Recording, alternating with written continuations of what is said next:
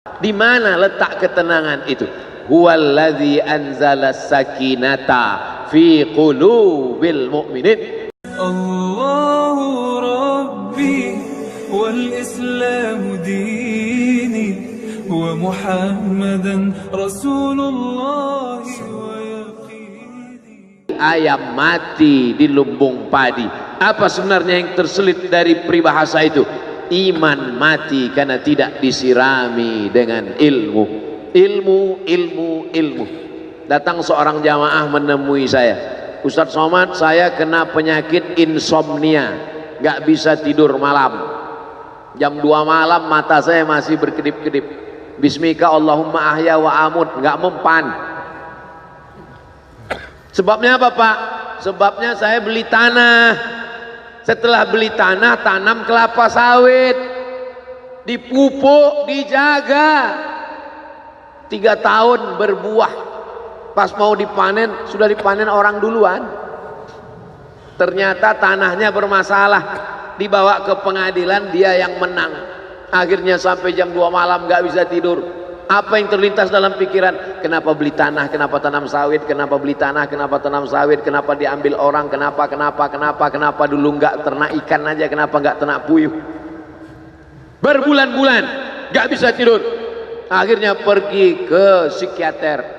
Pak psikiater, ya saya sudah 2 bulan nggak tidur Pak psikiater.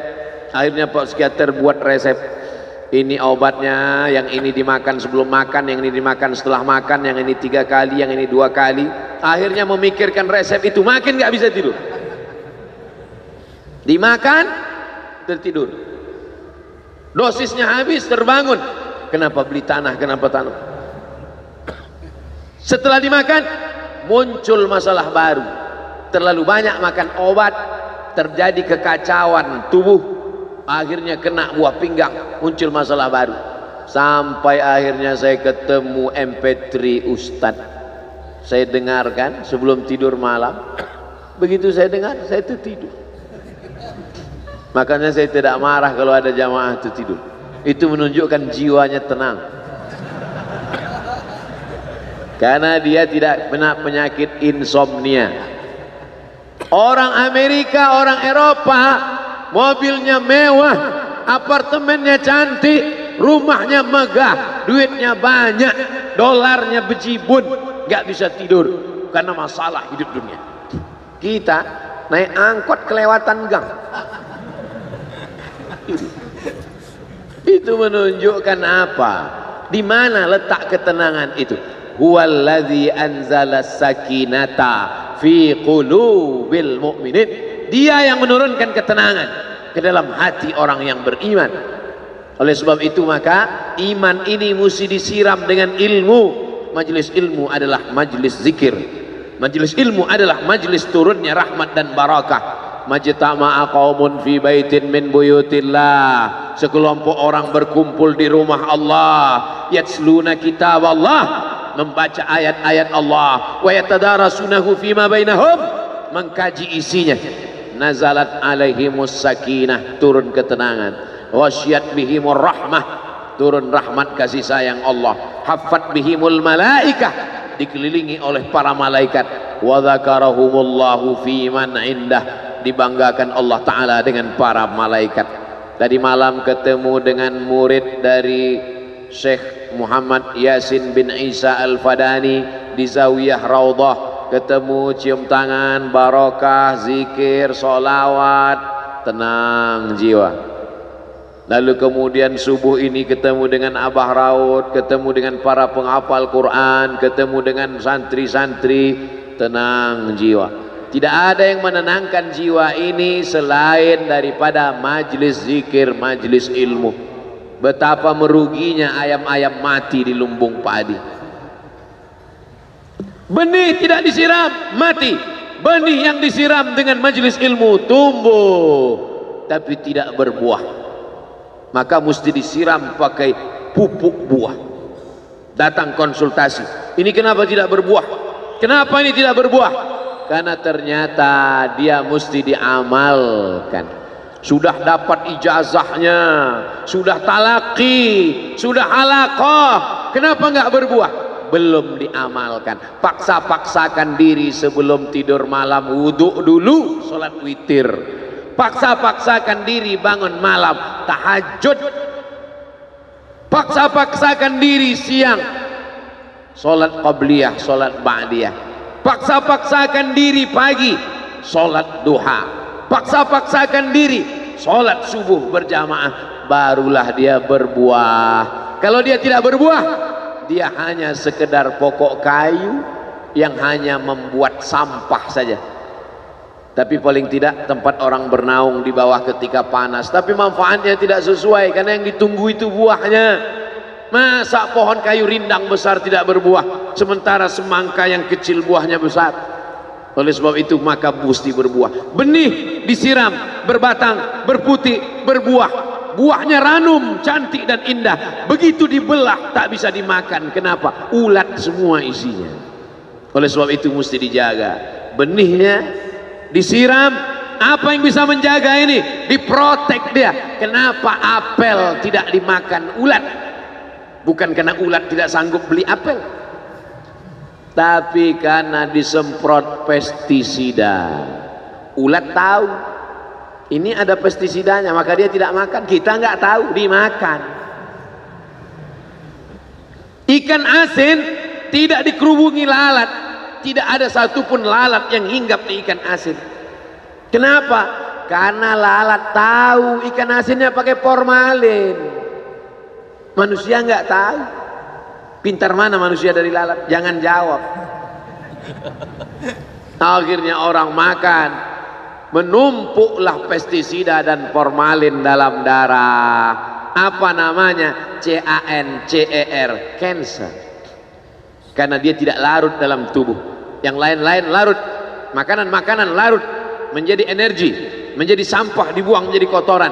Sama seperti daun, kalau jatuh ke tanah larut menjadi pupuk, tapi plastik tidak larut, maka plastik sampah bertebaran. Oleh sebab itu maka ini mesti dijaga. Apa yang bisa menjaga buah apel supaya tidak berulat? Jagalah dia dengan ikhlas. Kamu kenapa nggak ke masjid? Saya kalau ke masjid riak, maka saya nggak ke masjid biar ikhlas.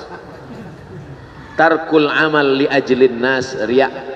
Kata Imam Fudail bin Iyad, tarkul amal li ajlin nas riya. Tidak jadi beramal karena takut dipuji orang, riya. Wal amal li ajlihim syirik. Beramal karena ingin dipuji orang, syirik. Kenapa kamu nggak pakai sorban? Takut dipuji orang, riya. Pakai saja sorban anak, jangan takut dipuji orang. Pakai sorban, yakinkan dirimu. Baik. Ustaz, kenapa nggak pakai sorban? Ada masanya nanti pakai sorban. Tarkul amal li ajlin nas riya. Tapi beramal, tapi saya nggak tahan Pak Ustaz, dipuji orang.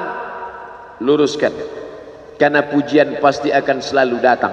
La'atiyannahum min baini aydihim wa min khalfihim wa an aymanihim wa an syama'ilihim. Datang dari depan, dari belakang, dari kanan, dari kiri, dari dalam.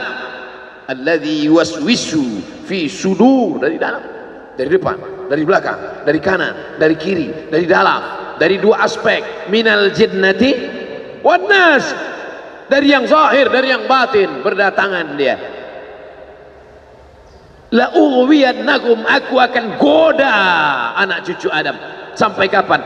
Madamat arwahuhum fi ajsadihim, selama roh masih bersemayam dalam jasad, selama masih hidup, dia terus menggoda. Kapan kita berhenti dari godaan ini? Nanti setelah terbaring, terbujur kaku, bahkan sampai mau sakaratul maut pun dia tetap menggoda. Itulah makanya orang berzikir tidak bisa digoda waktu sakaratul maut. Kenapa? Karena la ilaha illallah akan terngiang di telinganya. Subhanallah walhamdulillah wa la ilaha illallah wallahu akbar. Subhanallah walhamdulillah wa la ilaha illallah wallahu akbar. Kalau itu diucapkan sekali, 10 kali, 100 kali, 1000 kali, terngiang dia di telinga kita. Bahkan ketika kita mau tidur malam pun terngiang dia. Bahkan ketika kita mengigau di tengah malam pun itu yang terngiang. Maka saat mau sakaratul maut pun itu juga yang akan datang. Apa yang kau ucapkan, apa yang kau dengar, apa yang kau pikirkan, apa yang kau renungkan, itu yang akan datang waktu sakaratul maut. Seorang bapak sudah diponis dokter, panggil istrinya, panggil anaknya, bawa ini ke rumah, nunggu malaikat maut datang. Sudah nggak ada obat. Bapak sudah koma, nggak sadar-sadar di rumah sakit. Kalau tetap dipertahankan di ruang ICU, hanya ngabiskan uang saja. Dokter kasihan dengan keluarga, bawa ini pulang. Karena kalau dibawa pulang pasti mati. Begitu mau dibawa pulang, matanya terbuka, sadar dia. Sadar. Ketemu sama saya tanya, apa yang membuat bapak sadar? Waktu saya sedang koma itu datang Abdul Somad. Terus apa kata Abdul Somad itu? Nanya kapan tablik akbar. Akhirnya saya terbangun. Kapan tablik akbar? Saya terbangun, saya pulang ke rumah, saya kumpulkan panitia buat tablik akbar. Datang. Saya heran, kok bisa saya yang datang waktu itu?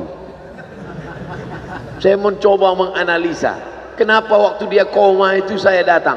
Saya tanya, Bapak kalau di rumah ada nonton YouTube? Ada. YouTube siapa? Abdul Somad. Oh. Dari rumah ke tempat kerja dengar MP3 radio? Enggak radio Pak Ustaz, MP3. Suara iya. Suara siapa? Ceramah Abdul Somad. Baru saya connect. Ternyata apa yang sering didengar, apa yang sering ditonton, apa yang sering dipikirkan, itulah yang akan datang ketika kita koma.